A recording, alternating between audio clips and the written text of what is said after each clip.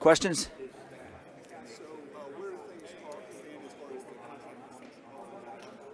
Well, first of all, Jameson, good to see you at the Combine this year. It's been a couple of years, hasn't it? Yeah. Yeah. Well, as you guys know, Lamar and I have an agreement. We handle business kind of in-house internally, as you all know. That worked well for us the last time, and we will continue to have that policy moving forward. Have spoken to Lamar about a lot of different things over the last month. He's been very engaged. As I said, he was a big value to us in the coaching search. But we'll continue those conversations moving forward. Eric, last time you guys went through negotiation, obviously you spoke about how challenging it was and so forth. Different now, but are you confident that you'll be able to work something out, whether that's an extension, whether that's reworking the current deal? I am. I definitely am. You know what? Those are voluntary.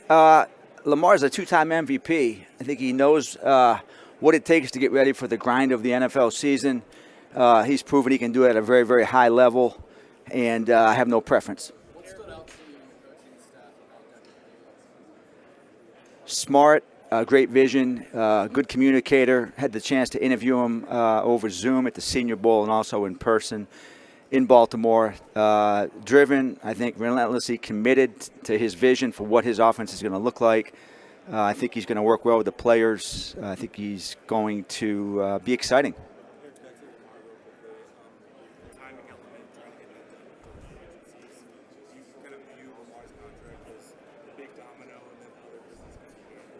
Not necessarily. I think, we never have as much cap room as we'd like to have, but we feel like we can start at the beginning of the new league year and conduct business.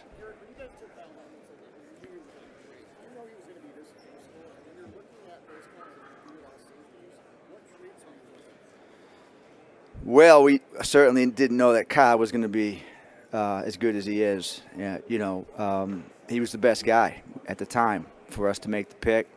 Kyle's a unicorn. I think one of the things that I appreciate the most about Kyle is his intelligence. He's a very, very smart football player. Kind of operates, 4 dimensions. Has the ability to kind of see what's going on in front of him. His spatial awareness is second to none. And he's just very talented. Tremendous versatility in his game and ball skills. And he's definitely a force multiplier.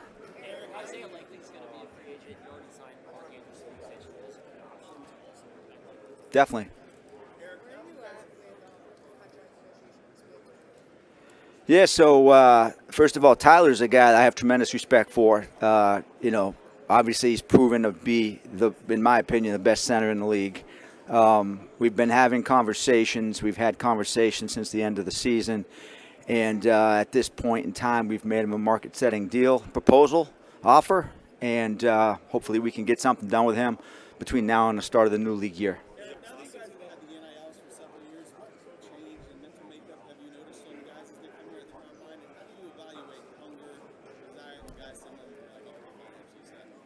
Well, I don't know that we've necessarily noticed any major changes. I think the process that we've used to evaluate players now is the process that we used 10 years ago. So it's all about, I think, growth mindset, passion, love of the game, being a good teammate, being coachable, playing like a Raven, being one of the most competitive players on the field in college, and making plays. And we believe in that kind of model, and we'll continue to look for those type of guys.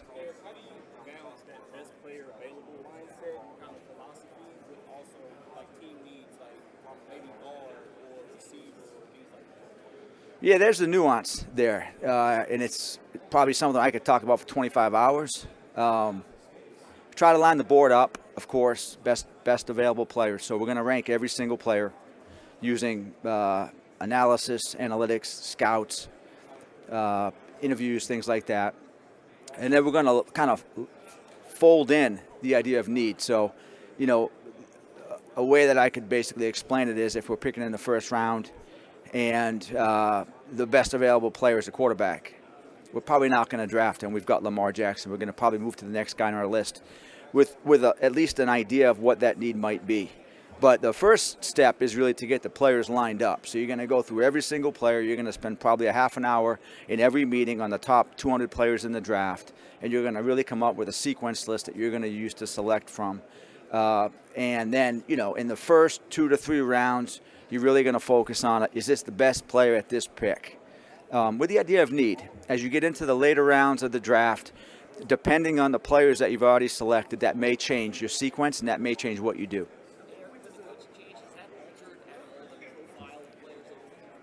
I would say no.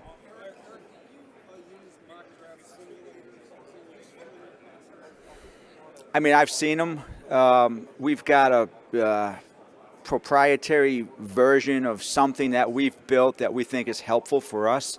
I don't use any of these like website type of things that you see. I do think that assessing league value is important.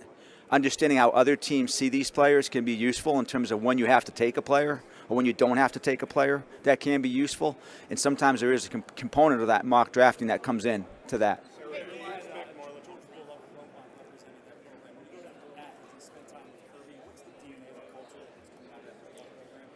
Yeah, I mean, they love football. They're talented, but they love the game. They play hard.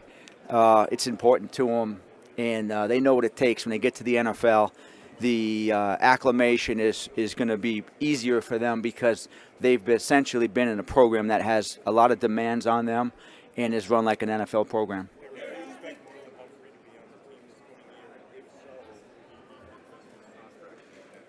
Not necessarily. I do expect him to be on the team. I love Marlon.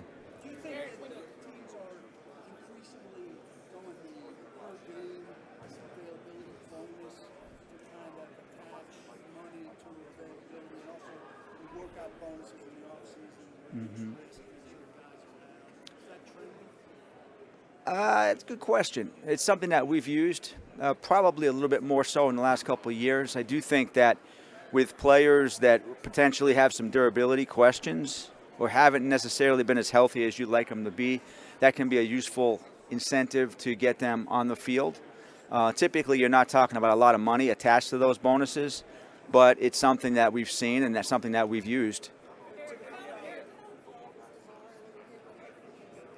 I mean, he was definitely a part of it. There were other players involved as well. Some guys participated via Zoom. Some guys participated in person. It was their choice. They sat in on all the final interviews, had a chance to give their opinions and kind of ask questions individually. And then at the end, we kind of decompressed with those guys, got their feedback, and then made our decisions.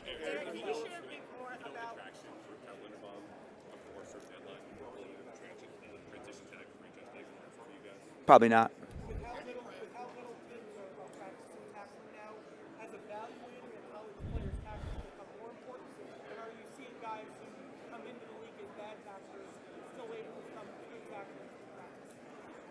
Man, we've always evaluated tackling, so that's an important part of any defensive player is the ability to tackle. Something that as a scout I've always paid a lot of attention to. And as far as tackling in practice, we tackle in practice. So I think it's team to team. I think to be a good defense, you've got to tackle at different times in practice, understanding that the CBA prevents you from tackling all the time. You can only have so many padded practices. But as far as evaluating players, tackling is going to always be an important part of looking at a defensive player, especially if you're going to play for the Baltimore Ravens. How do you balance practicing that versus keeping your team fresh? What was that? I do not. I love Nnamdi, but I have no updates at this time.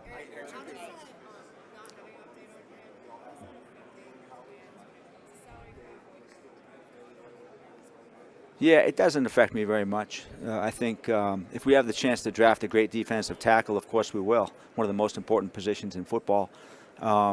Salary cap-wise, it doesn't have any major impact on us at this time.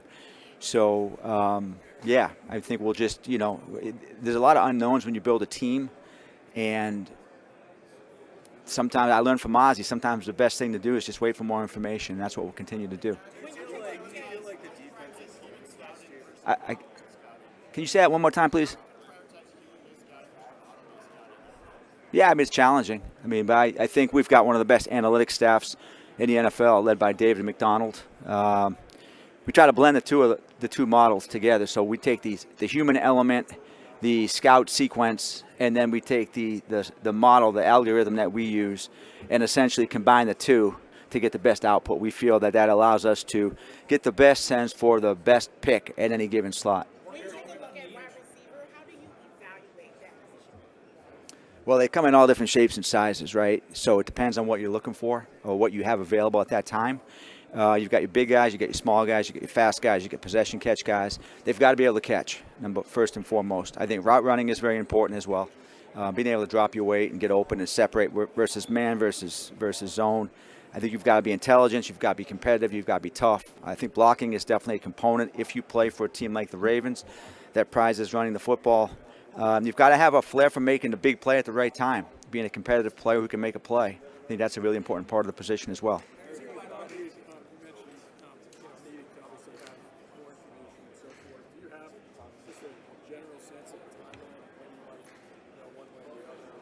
I do not.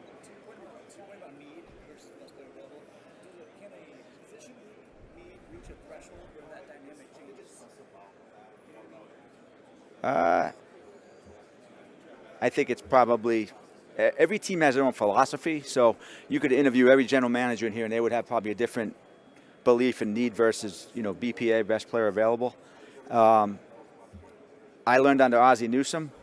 And we've always been best player available team. That's important to me. That's in my DNA, something I believe in. So, like I said, you have to do it within reason. You're not going to be crazy and just draft best available player and end up with 17 different outside linebackers. You're not going to do that. So you've got to have the roster size. You've got to understand positional, how many players at each position. But all things being equal, I think you draft best available player.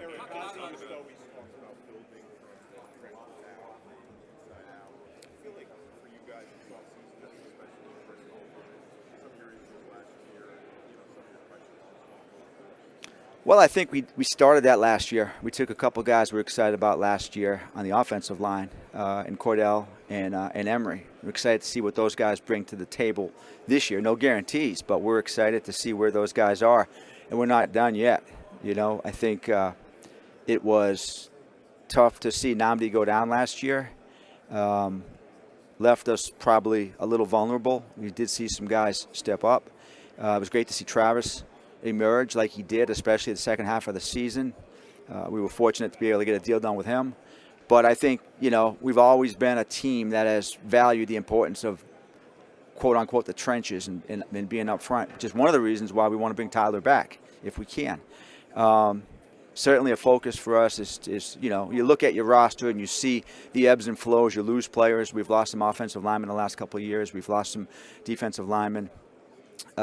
We've got 11 draft picks, I think, and we should have a good opportunity to add players.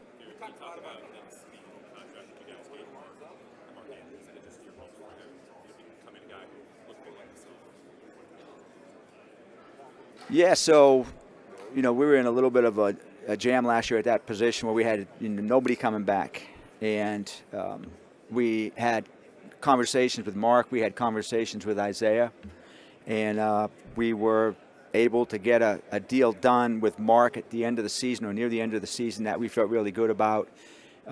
We expect him to get back to himself and be the player that he can be. He's been one of our great players over the last, whatever it's been, how many years? 8 years, I guess, 7 years. And he's still got a lot in the tank. And we think he's going to be a playmaker for us this year. And we're glad we got the deal done. One of your bigger remaining contracts is another guy. Do you expect his deal to be restructured? Is he someone you've been talking to about that possibility? Haven't had those conversations with him yet. Two more. I think the positions one typically is viewed as about value perspective. Teams don't want to take high in the draft. Take two of those guys in reserve. Do you believe that is a concern for some teams about the value? And is that something that benefits from the team to have those things? Well, I don't know how other teams see it. Frankly, we don't care how other teams see it. For us, they were the best guys available when we made the picks. And every year is different. We didn't go into that 2022 draft thinking Kyle Hamilton was going to be the best player available when we picked. And he happened to be the best player available, and thank God he was, right? This year, I think we did see a scenario where Malachi might have been that guy for us. There were other players that we liked. Those guys got taken. Malachi was fortunately the last guy standing for us before what we considered to be a little bit of a drop-off in the draft. So blessed that those two guys were available. Certainly don't expect to take a safety this year, probably at 14. Wouldn't expect that. Kind of what we talked about, need versus best available player. But I think in the case of those two guys, I think we knocked those two picks out of the park. As far as the guard position, how likely would you maybe address that in free agency? You never know. I mean, I think it depends on the player. It depends on the contract. It depends on the player. It depends on the fit, right? And so one of the things we have to do, Jameson, now is kind of get a sense for Coach Ledford, the kind of players he's looking for. Is it going to look different? It's going to be a different scheme. There's going to be value in different things, you know. So I think that's going to factor in. Does that change the pool of players that we're looking at? In some cases, it may end up bringing some different players into the mix that maybe in past years we might not have been as interested in. On the flip side of that, there may be some guys that maybe as scouts or as coaching staffs we might have liked 2 years ago, and now we look at them and go, you know what, they don't really fit what we want to be on offense. Similarly, thanks for this free agency or even trade market when it comes to adding pass rush. You mentioned big ticket item with the ability to have another shot. Again, I think it depends on a lot of factors, who's available, what's that contract going to look like. Certainly know that we have to augment the pass rush and improve there, and we look at the best defenses, we see a ferocious pass rush, and that was lacking this year for different reasons. Something that we feel strongly that we can attack this year in the offseason, whether it's free agency or the draft. We like the, in fact, I was just in my room at the hotel looking at a pass rusher. We like this draft class in terms of pass rush and edge ability and ability to get up the field and impact the passing game. So I'm excited about that. It's something that we feel good about. And I feel certain that we'll have a chance to add a couple draft picks this year who can help us on third downs. All right, thanks, Eric. That's it. That's it. Thanks, guys.